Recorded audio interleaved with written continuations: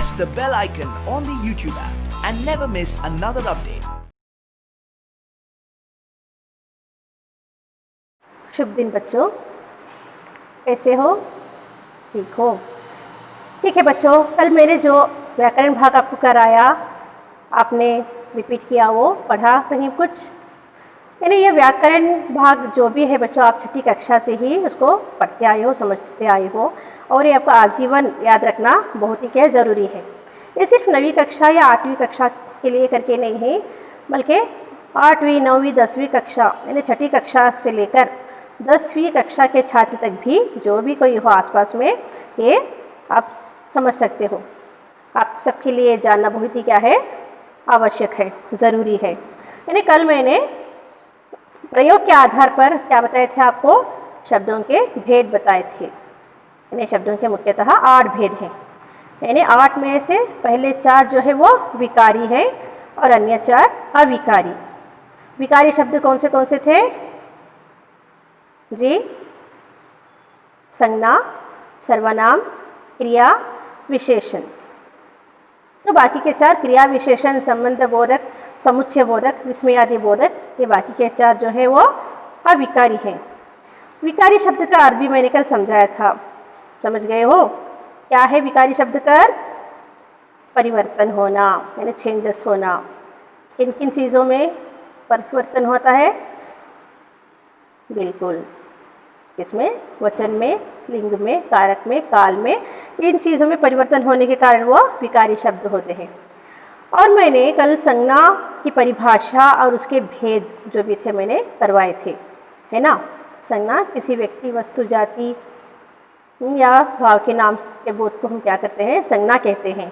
और उसके 3 भेद मुख्यतः व्यक्तिवाचक संज्ञा, जातिवाचक संज्ञा और भाववाचक संज्ञा। इसका मैंने परिभाषा भी लिखवाई थी कल, कुछ उदाहरण भी मैंने दिए थे, याद है ना बच्चों? तो वो जानना आपके लिए बहुत ही ज़रूरी था। तो आज के शेष भाग में मैं आज आपको समझाऊंगी कि शब्दों के भेद का दूसरा कौन सा है जी? सर्वनाम है। सर्वनाम। तो चलिए आगे चलते हैं। शब्दों के भेद में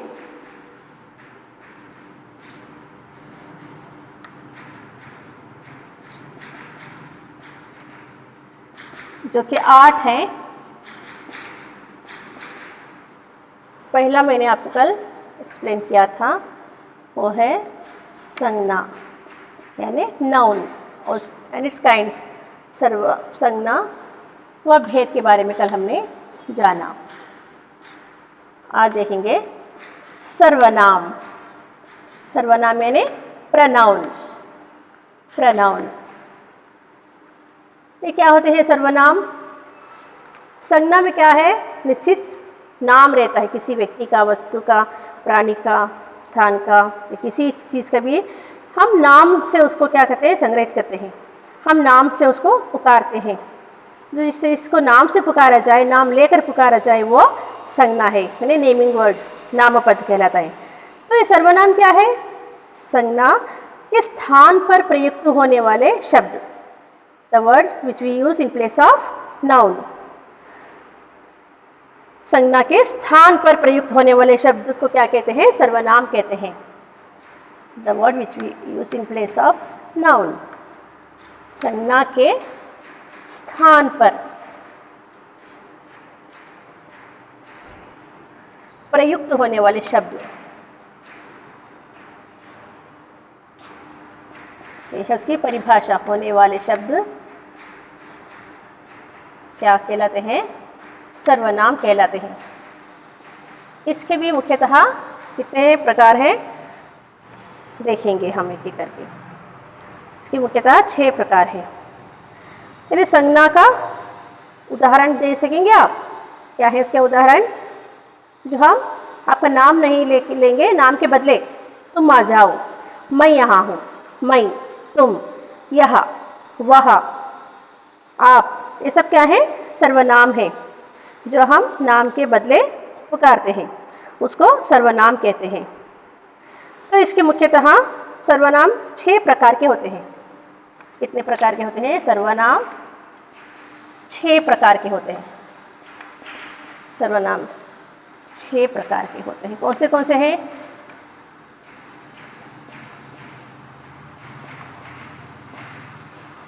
देखेंगे। सबसे पहले पुरुषवाचक सर्वनाम। पुरुषवाचक सर्वनाम ये कितने प्रकार इसके हैं, ये आपको जानना क्या है, बहुत ही ज़रूरी है। पुरुषवाचक के बाद में निश्चयवाचक।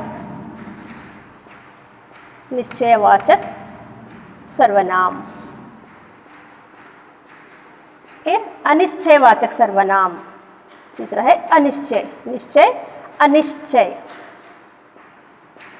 अनिश्चयवाचक सर्वनाम। संबंधवाचक सर्वनाम। संबंधवाचक सर्वनाम दिख रहा है आपको? प्रश्नवाचक, फिर निजवाचक। प्रश्नवाचक सर्वनाम, फिर छठा होगा निजवाचक यानी रिफ्लेक्सिव प्रोनाउन। निजवाचक। ये रहे 6 प्रकार। कौन से? पुरुषवाचक सर्वनाम, निश्चयवाचक सर्वनाम, अनिश्चयवाचक सर्वनाम, संबंधवाचक सर्वनाम, प्रश्नवाचक सर्वनाम, फिर निजवाचक सर्वनाम। इस प्रश्नवाचक के अंतर्गत भी 3 आते हैं, यानी कि first person, second person, third person जो कहते हैं ना, यानी उत्तम पुरुष, मध्यम पुरुष, अन्य पुरुष। निश्चयवाचक सर्वनाम के अंतर्गत क्या है, हम एक एक करके उसकी परिभाषा लेंगे। निश्चयवाचक यानी एग्जैक्टली जिसके बारे में पता चले हमें, जिस सर्वनाम शब्द से किसी निश्चित व्यक्ति या वस्तु का पता चले। जिस सर्वनाम शब्द से किसी निश्चित व्यक्ति या वस्तु का बोध हो उसे निश्चयवाचक सर्वनाम कहते हैं। जैसे कि यह मोहन है, वह सीता है, ये मोहन का घर है, वो राम का घर है।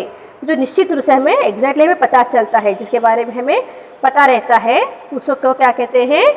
निश्चयवाचक सर्वनाम कहते हैं। अनिश्चयवाचक सर्वनाम उसमें हमें पता नहीं रहता है। जिस सर्वनाम शब्द से किसी अनिश्चित वस्तु या व्यक्ति का ज्ञान हो उसे अनिश्चयवाचक सर्वनाम कहते हैं। यानी कोई कह रहा था, कोई somebody, कौन कह रहा था वो हमें पता नहीं, कोई कह रहा था मुझे कुछ फल दो, एग्जैक्टली मुझे इतने उतने बोल के नहीं, कुछ फल दो, थोड़ा पानी दो। ये सब क्या है? अनिश्चितवाचक सर्वनाम के अंतर्गत आते हैं। संबंधवाचक सर्वनाम, जो सर्वनाम शब्द 2 भिन्न भिन्न बातों का संबंध जोड़ते हैं उन्हें संबंधवाचक सर्वनाम कहते हैं। जैसे जो सो, जो जैसा पढ़ेगा वो वैसा पाएगा, जो जैसा करेगा सो वो वैसा पाएगा, जो बोएगा सो काटेगा। इस तरह से क्या होता है? 2 भिन्न भिन्न बातों का वो संबंध जोड़ते हैं। जो सर्वनाम शब्द 2 भिन्न भिन्न बातों का संबंध जोड़ते हैं उन्हें संबंधवाचक सर्वनाम कहते हैं। देखिए जो सो, इससे हमें पता चल जाता है। प्रश्नवाचक सर्वनाम उनमें क्या है? उसी के अंतर्गत है, यानी प्रश्न पूछा जाना। जिस सर्वनाम शब्द का प्रयोग प्रश्न पूछने के लिए किया जाता है उसे प्रश्नवाचक सर्वनाम कहते हैं। जो शब्द क्या होता है? सर्वनाम का शब्द का प्रयोग प्रश्न पूछने पर, जैसे कि कौन, दरवाजे पर कौन खड़ा है, आज मेरे घर कौन आएगा। इस तरह से प्रश्न, तुम्हें क्या चाहिए, तुम जो है सर्वनाम है, तुम्हें क्या चाहिए, क्या जो है वो प्रश्नवाचक सर्वनाम। दूसरा नेक्स्ट लास्ट 6th है निजवाचक सर्वनाम। कर्ता अपने लिए जिन सर्वनाम शब्दों का प्रयोग करता है, कर्ता यानी करने वाला, करने वाला अपने लिए जिन सर्वनाम शब्दों का प्रयोग करता है उन्हें निजवाचक सर्वनाम कहते हैं।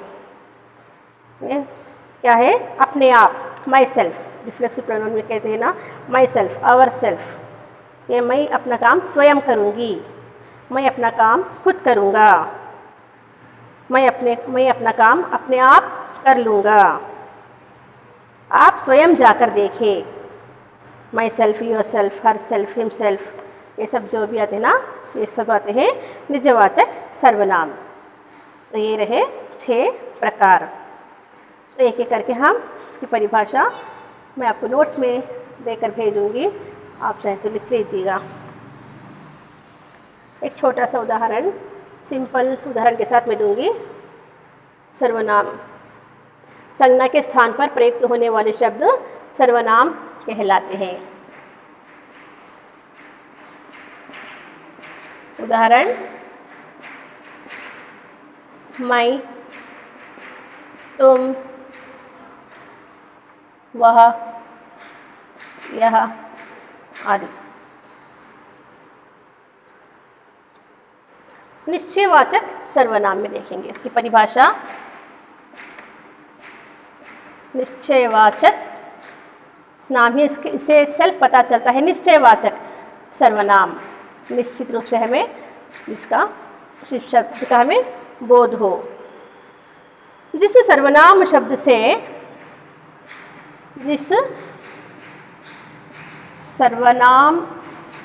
से किसी निश्चित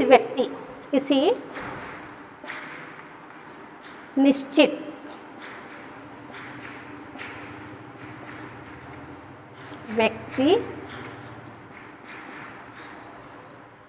या वस्तु का बोध हो, या वस्तु यानी थिंग्स का हमें बोध हो,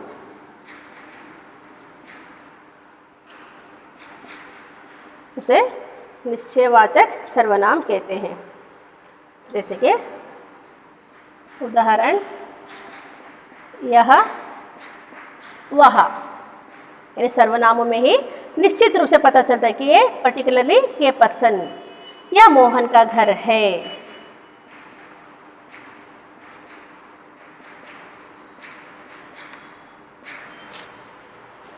यह मोहन का घर है, निश्चित रूप से हमें पता चल जाता है कि एग्जैक्टली ये घर इसी पर्सन का है।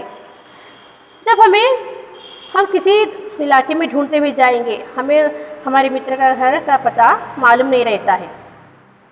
जब हमें मालूम नहीं रहता कि कोई बता रहा है कि यहीं कहीं पे है, वो कहाँ है पता नहीं है, तो वो अनिश्चित वाचक सर्वनाम में आता है। अनिश्चित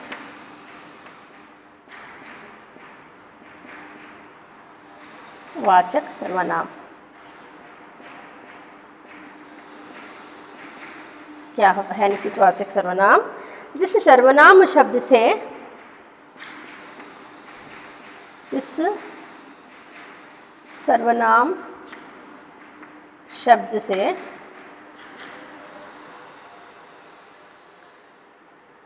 किसी अनिश्चित वस्तु या व्यक्ति का ज्ञान हो। किसी अनिश्चित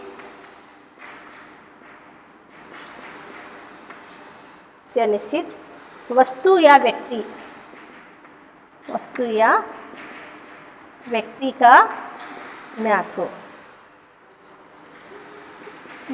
हो, उसे क्या कहते हैं?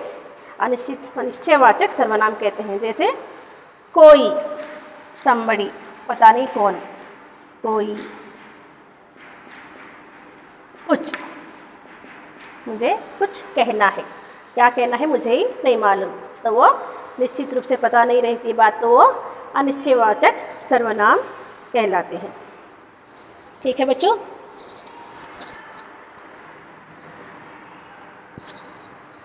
नेक्स्ट आता है संबंधवाचक सर्वनाम। जो सर्वनाम शब्द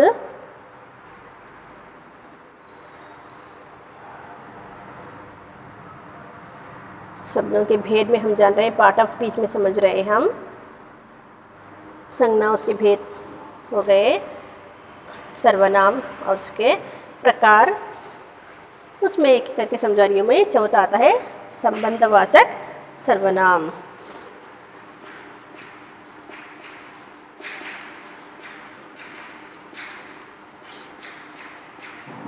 संबंधवाचक सर्वनाम में क्या पता चलता है? जो सर्वनाम शब्द जो सर्वनाम शब्द दो भिन्न भिन्न बातों का संबंध जोड़ते हैं।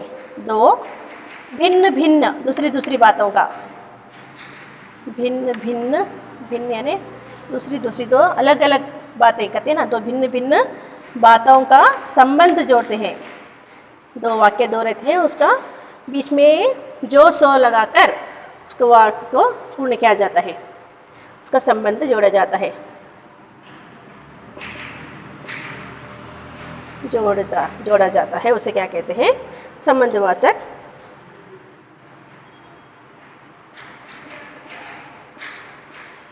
सर्वनाम कहते हैं।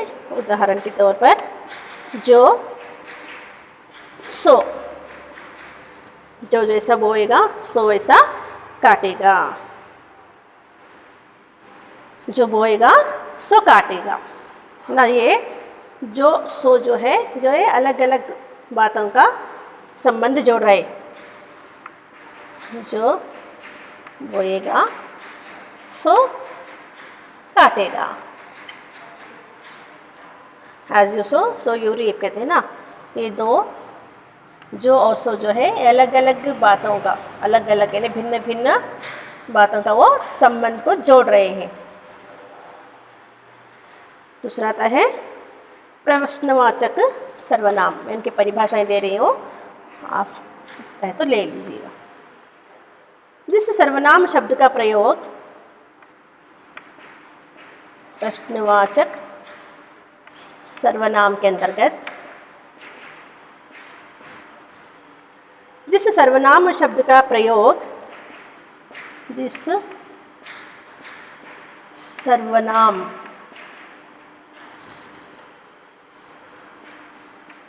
शब्द का प्रयोग किसके द्वारा? प्रश्न पूछने के द्वारा पूछा जाए, प्रश्न पूछने के लिए किया जाता है। प्रश्न पूछने के लिए किया जाता है, उसे क्या कहते हैं? प्रश्नवाचक सर्वनाम। यानी दरवाजे पर कौन खड़ा है,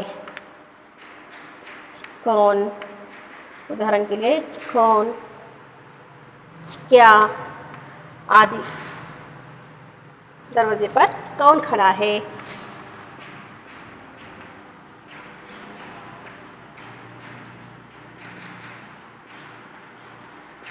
ये प्रश्न,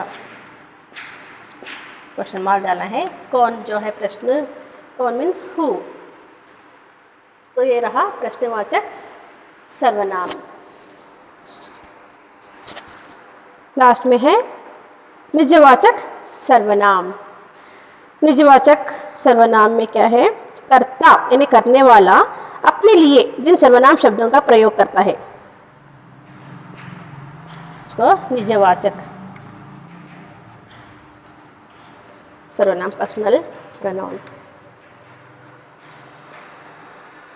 कर्ता, कर्ता कर्मा दो है ना, कर्म काम, कर्ता काम करने वाला।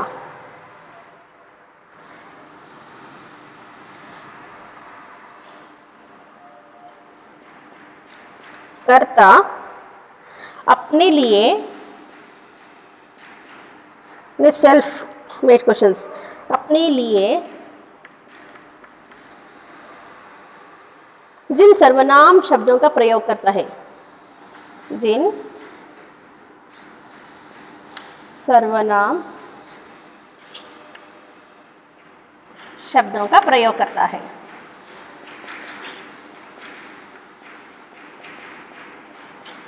क्या कहलाता है?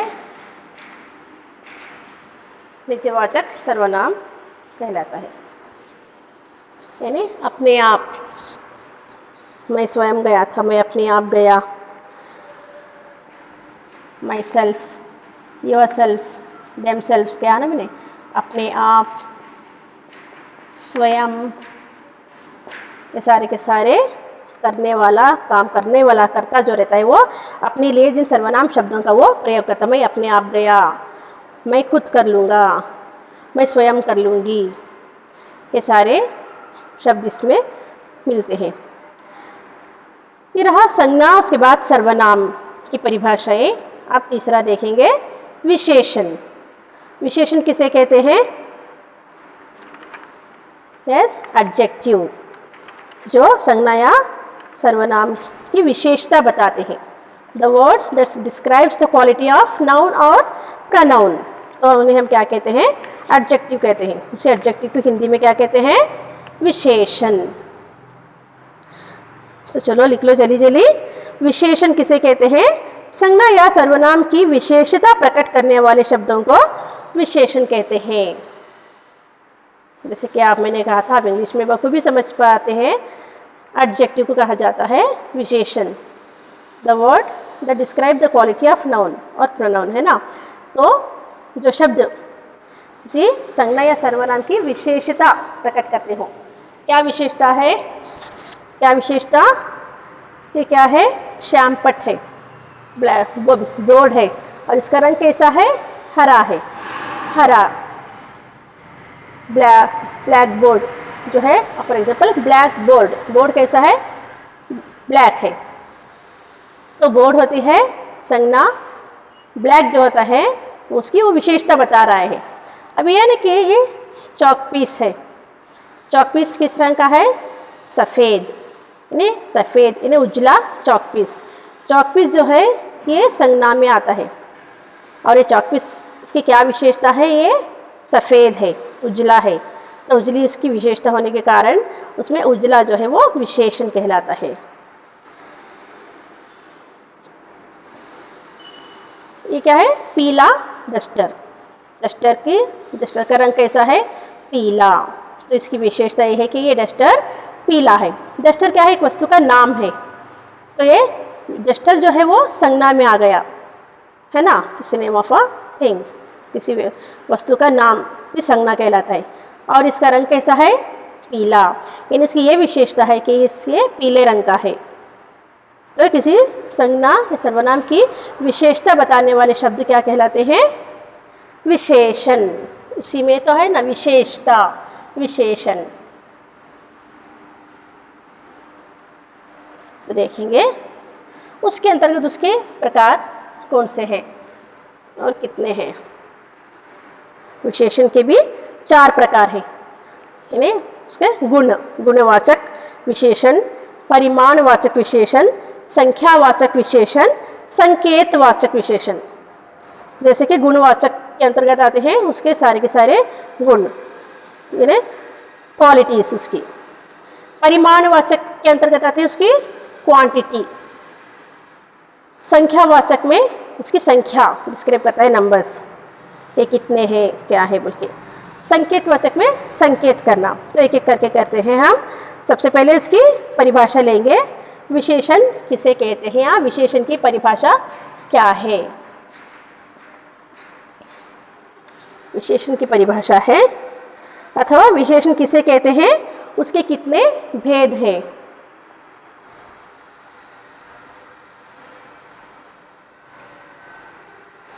विशेष संज्ञा की विशेषता, संज्ञा की विशेषता यानी संज्ञा की विशेषता प्रकट करने वाले शब्द। संज्ञा की विशेषता प्रकट करने वाले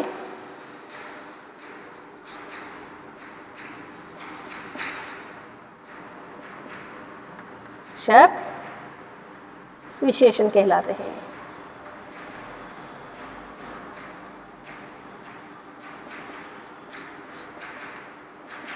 देखिए, बुद्धिमान, उदाहरण बुद्धिमान। काला,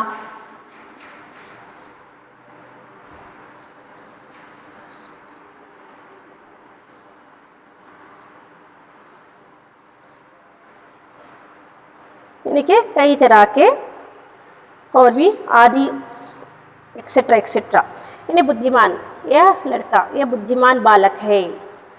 बुद्धिमान बालक, ये चतुर लड़का है। ये चालाक लड़की है।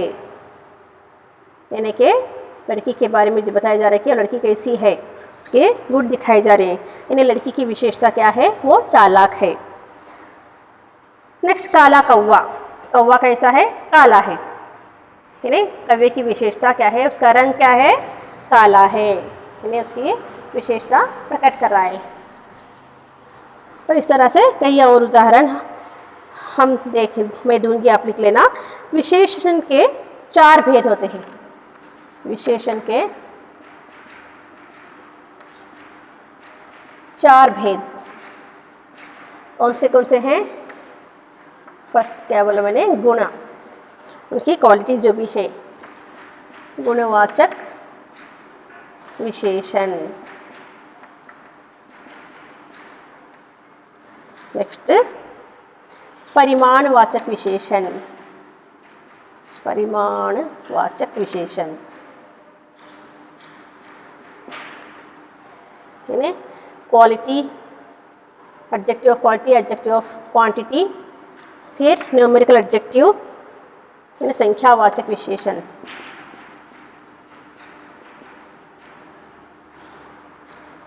फिर संकेतवाचक विशेषण। ये 4 है।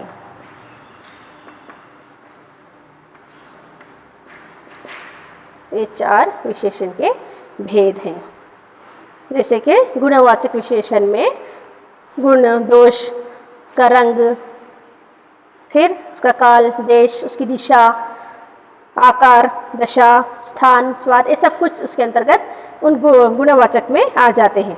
यानी गुण यानी उनकी क्वालिटी, गोरा, सुंदर, भला, ये सुंदर फूल है, यानी फूल का गुण, उसका सुंदर लड़की है, ये गोरा आदमी है, ये स्वस्थ लड़की है, ये वीर बालक है। इन्हें वो सभी क्या है, उसके गुण बताए जा रहे हैं। जैसे कि दोष मतलब डिमेरिट्स, बुरा, भद्दा, गंदा, रोगी, अत्याचारी, कायर, ये जो भी डिमेरिट्स में आते हैं वो उसके गुणवाचक विशेषण के अंतर्गत आते हैं। रंग में जैसे कि बोला काला कौवा, कौवा कैसा है, काला है। इन्हें काला कौवा पूछा जाए तो उसमें विशेषण शब्द चुनकर लिखिए, तो कौन सा होता है विशेषण शब्द, काला। तो काला क्या है, उसका रंग के अंतर्गत आता है।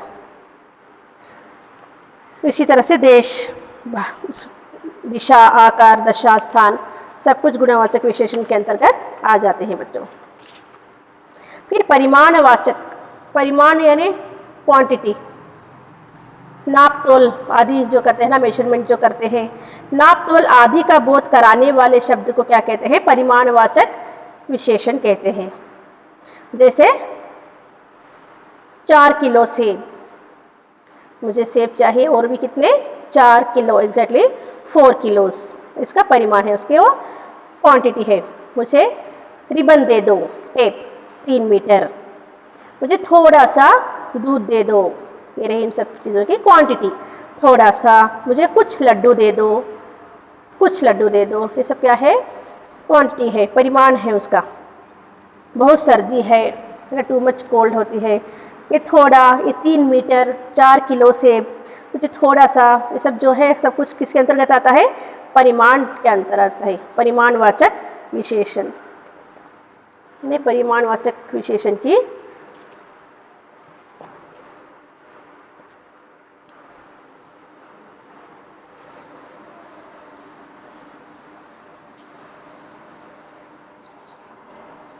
परिभाषा मैं आपको लिखाऊंगी।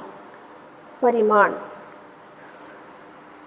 विशेषण के 4 भेदों में, विशेषण क्या है, सबसे पहले संज्ञा की विशेषता बताने वाले शब्द है ना। फिर उसके 4 भेद कौन से, गुणवाचक विशेषण, परिमाणवाचक विशेषण, संख्यावाचक व संकेतवाचक। एक एक करके देखेंगे। गुणवाचक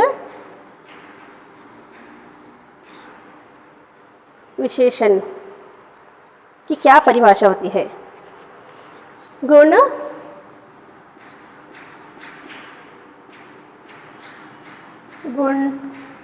दोष, रंग, आकार, ये सब कुछ गुण के अंतर्गत आते हैं।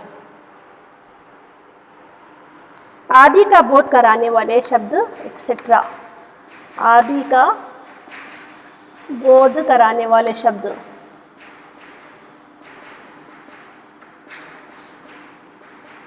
क्या कहलाते हैं? गुणवाचक विशेषण कहलाते हैं।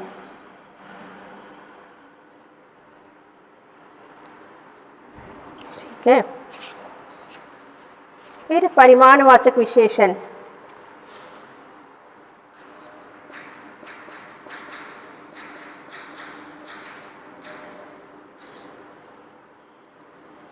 गुणवाचक यानी क्वालिटी हो गया है, क्वांटिटी, एडजेक्टिव ऑफ क्वांटिटी। परिमाणवाचक विशेषण के अंतर्गत क्या आता है? नाप तोल आता है, मेजरमेंट, जो हम नापते हैं ना, मेजर लेते हैं, नाप तोल आदि एक्सेट्रा का बोध, आदि का बोध कराने वाले शब्द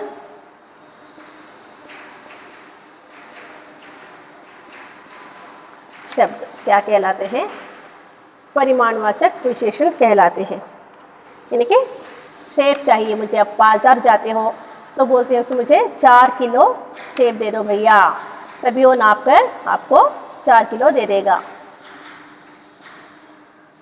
है ना। मुझे 3 मीटर कपड़ा दे दो, तो एग्जैक्टली 3 मीटर ही वो नाप कर आपको दे देगा।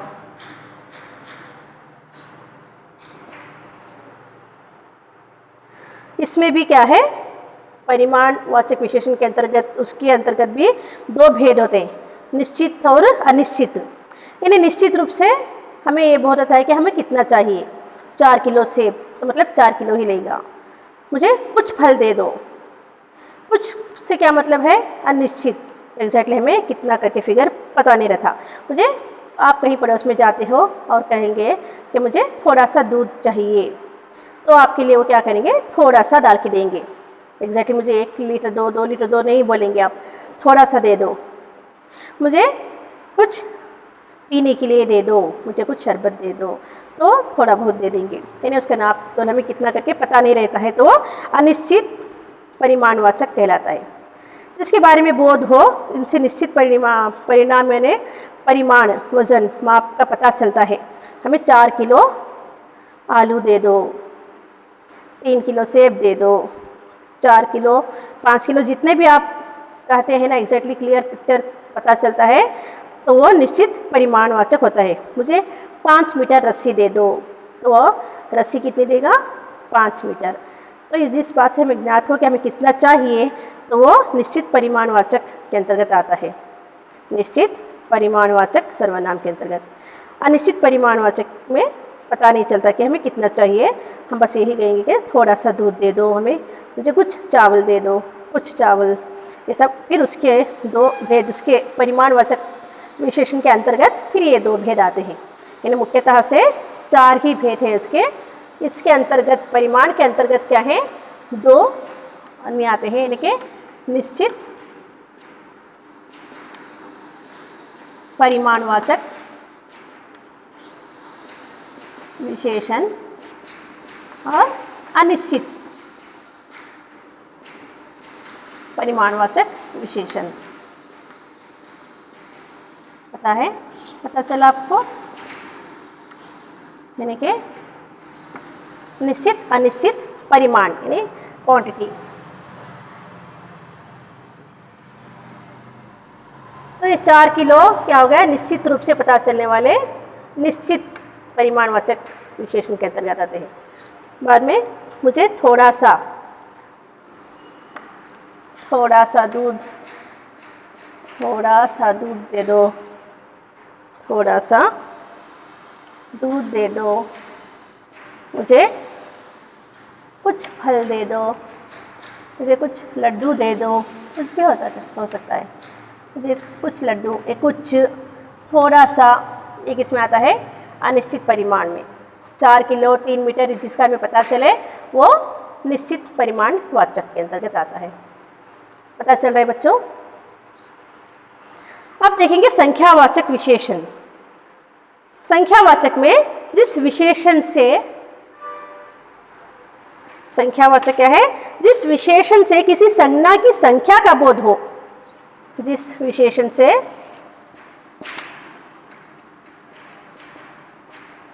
संख्यावाचक नाम ही काफ़ी है ना, संख्यावाचक विशेषण, यानी जिसमें हमें संख्या का बोध मिलता है। संख्या, 5 पांडव, पांडव कितने थे? 5 थे। कक्षा में कितने लड़के हैं? 40। इस तरह से संख्या का बोध है।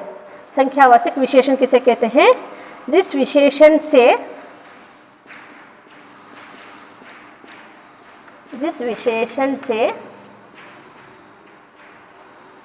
किसी संज्ञा की संख्या का बोध हो, किसी संज्ञा की संख्या का बोध हो। संख्या यानी नंबर्स, संख्या का बोध हो, क्या कहलाते हैं? संख्यावाचक। यानी 4 लड़के, लड़के कितने लड़के? 4। किसी संज्ञा का हमें संख्या का बोध हो। लड़के कितने हैं? 4 हैं। ये दूसरी कक्षा है, दूसरी क्लास। क्लास कौन सी है? ये दूसरी है, संख्या होगी ना, वो भी दूसरी, सेकंड। 5 पांडव, पांडव कितने हैं? 5 है। 5 क्या है? संख्या में आता है। तो इस तरह से क्या हो गया? हमें संख्या का बोध होता है। किसी संज्ञा की संख्या का बोध हो, वो संख्यावाचक कहलाता है। संख्या में भी क्या है? निश्चित संख्यावाचक और अनिश्चित संख्यावाचक। देखा ना आपने? यानी संख्यावाचक में भी जिसका हमें एग्जैक्टली पता चले, क्लियर पिक्चर मिल जाए कि लड़के कितने हैं? 4 हैं या 5 है या कितने हैं, उसका पता चले, वो निश्चित संख्यावाचक। अनिश्चित संख्यावाचक में जैसे वही कुछ, थोड़ा, प्रत्येक, मुझे थोड़ा काम है, कितना काम है पता नहीं, बस थोड़ा काम है। थोड़ा क्या है? अनिश्चित संख्यावाचक के अंतर्गत आ जाता है बच्चों। तो संख्यावाचक में भी कितने प्रकार होते हैं? इसके भी मुख्यतः 2 प्रकार हैं। जैसे कि हमने यहाँ पर विशेष परिमाण में भी देखा, निश्चितवाचक परिमाण और अनिश्चित परिमाणवाचक विशेषण। अब संख्या में भी क्या है? वही है। संख्यावाचक में भी निश्चित संख्यावाचक विशेषण, निश्चित संख्यावाचक विशेषण। यानी अब यहाँ पर परिमाणवाचक हमने क्वांटिटी देखा, तो निश्चित परिमाणवाचक विशेषण, अनिश्चित परिमाणवाचक विशेषण। संख्यावाचक में भी निश्चित संख्यावाचक विशेषण, अनिश्चित संख्यावाचक विशेषण। इन दोनों में ये फिर से 2 प्रकार है, अनिश्चित, निश्चित और अनिश्चित संख्यावाचक विशेषण। पता चल रहा है बच्चों? अब आता है संकेतवाचक, जो सर्वनाम शब्द संज्ञा शब्द की ओर संकेत करता है, यानी हमारी तरफ जो इशारा करता है। संकेत करना यानी इशारा करना। वह पक्षी सुंदर है, वह पक्षी सुंदर है। यह छात्र कैसी है? प्रतिभाशाली है। यानी इंडिकेट करना किसी की ओर, वो लड़का, वो देखो वहाँ लड़का जा रहा है, वो लड़का, ये लड़की। जो झुंड में रहते हैं, क्राउड में, हमें पता नहीं चलता, हम उसको संकेत करते हैं, इशारा करते हैं कि वो ही लड़की है जो प्रतिभाशाली है, यही वो लड़का है। यह वह जो सर्वनाम शब्द संज्ञा शब्द की ओर संकेत का बोध कराता है। संकेत करने का अर्थ क्या है? इशारा करना।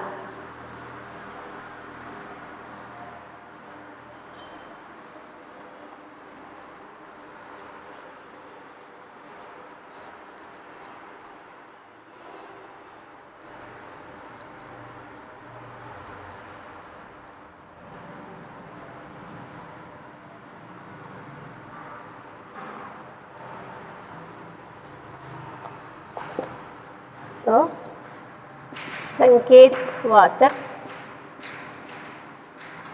किसके बारे में हम जान रहे हैं? हम विशेषण, ऑब्जेक्टिव के बारे में। संकेत क्या है? जो सर्वनाम शब्द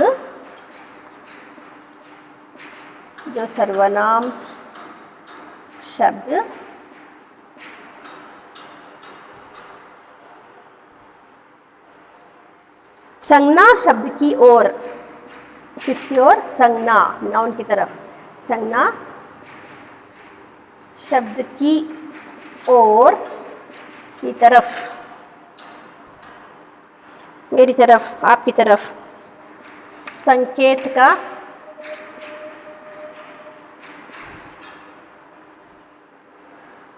बोध करवाए, संकेत का बोध करवाए, तो संकेतवाचक संज्ञा कहते हैं। उदाहरण के तौर पर, वह पक्षी बहुत सुंदर है। वह पक्षी, दैट बर्ड इज ब्यूटीफुल। वह पक्षी बहुत सुंदर है। हम संकेत कर रहे हैं किसकी ओर? पक्षी की ओर। जो सर्वनाम शब्द, संज्ञा शब्द, पक्षी तो एक संज्ञा शब्द ही है ना, तो पक्षी हम दिखाते हैं, पर्टिकुलरली बताकर कहते हैं कि वो पक्षी बहुत ही सुंदर है, तो हम उसको संकेत कर रहे हैं, इशारा कर रहे हैं किसकी ओर? पक्षी की ओर। इन्हें सार्वनामिक विशेषण भी कहते हैं। संकेतवाचक विशेषणों को सार्वनामिक विशेषण भी कहते हैं, क्योंकि सर्वनाम होते हुए भी ये विशेषण का काम कर रहे हैं, है ना। सर्वनाम होते हुए भी विशेषण का काम करने के लिए उनको क्या कहा जाता है? सार्वनामिक विशेषण है इनके। वह पक्षी सुंदर है, यह छात्र प्रतिभाशाली है, यह वह जो है संकेत की ओर संकेत करता है, वो इशारा करता है, इसलिए उनको सार्वनामिक विशेषण भी कहते हैं। सार्वनामिक यानी सर्वनाम, वह यह जो है वो सर्वनाम कहलाता है ना, इसलिए आप उसको संकेतवाचक विशेषण भी कह सकते हो या सार्वनामिक विशेषण भी कह सकते हो। तो ये रहे विशेषण के प्रकार के बारे में हमने जाना। मुख्यतः से ये 4 जो है विकारी शब्द के अंतर्गत जो आते हैं, मैं उन्हीं का विश्लेषण कर रही हूँ, आपको वही समझा रही हूँ। पहले के 4 विकारी शब्दों में किस किस तरह से किन किन रूपों में परिवर्तन हो रहा है। अब नेक्स्ट चलते हैं क्रिया की ओर। क्रिया किसे कहते हैं? जी बिल्कुल, एक्शन वर्ड्स, यानी जिस शब्द से किसी काम का करना या होना, यानी अब मैं काम कर रही हूँ, क्या कर रही हूँ? मैं पढ़ रही हूँ। पढ़ना भी एक क्रिया है, और आप क्या कर रहे हो? सुन रहे हो। मैं वक्ता हूँ, आप श्रोता है, यानी सुनने वाले हैं। सुनना भी क्या है? क्रिया है। सुनना, देखना, बैठना भी एक क्रिया है। सुनना, लिखना भी क्रिया है। चलना, नाचना, कूदना, खाना, पीना, सोना, उठना, बैठना, ये सारी की सारी किस में आती हैं? क्रियाएं, एक्शंस हैं। जिस शब्द से किसी काम का करना या होना, जिस शब्द से, इन्हें यहाँ पर क्या है? संकेत कराए वो पक्षी, वो लड़की, इनको हम सार्वनामिक विशेषण भी कह सकते हैं। संकेतवाचक या सार्वनामिक।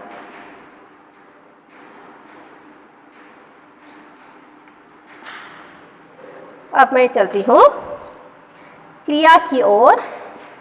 क्रिया यानी verb, verbs always are action words. क्रिया, जिस शब्द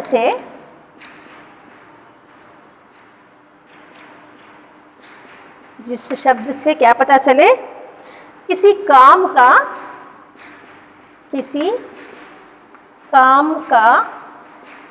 करना, टू डू वर्क, या होना, करना या होना।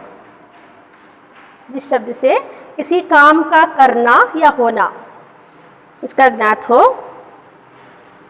उसे हम क्या कहते हैं? क्रिया कहते हैं। उसे क्रिया कहते हैं। जैसे कि अखिलेश खा रहा है। अखिलेश क्या कर रहा है?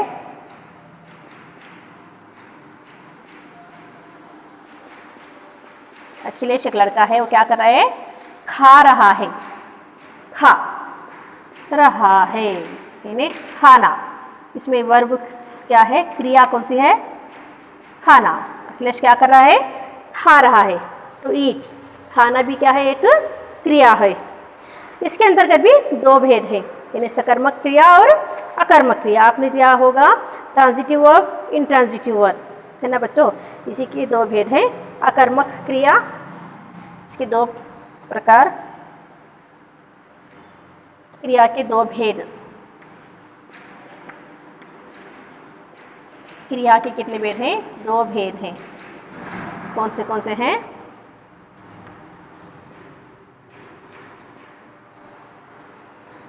अकर्मक क्रिया, अकर्मक, और दूसरा सकर्मक क्रिया। ट्रांजिटिव वर्ब, इंट्रांजिटिव वर्ब तो आप बखूबी जानते होंगे, है ना। सब्जेक्ट रहता है, वर्ब रहता है, ऑब्जेक्ट नहीं रहता। वो क्या कहलाता है? जिसमें सब्जेक्ट वर्ब ऑब्जेक्ट रहता है वो क्या कहलाता है? इसी का ये रूप है, यानी कि अकर्मक क्रिया और सकर्मक क्रिया। क्रिया के ये दो भेद हैं। तो इस तरह से पहले के चार शब्दों के भेद कौन से संज्ञा, सर्वनाम, विशेषण, क्रिया के बारे में हम आज जानकारी पाए हैं, जो कि वो विकारी शब्द कहलाते हैं। उसके अंतर्गत कितने प्रकार हैं, फिर उसके मुख्यता से कौन से प्रकार है, ये हमने आज जाना। उम्मीद करती हूँ कि आप समझ गए होंगे और मेरे नोट्स भी आप लिख लीजिएगा और इसको रिपीट ध्यान से देते जाओ और भी कुछ उदाहरण आप खोज निकालो। समझ गए बच्चों? आशा करती हूँ समझे होंगे और इसे हमेशा अभ्यास में रखे रहना है। धन्यवाद बच्चों।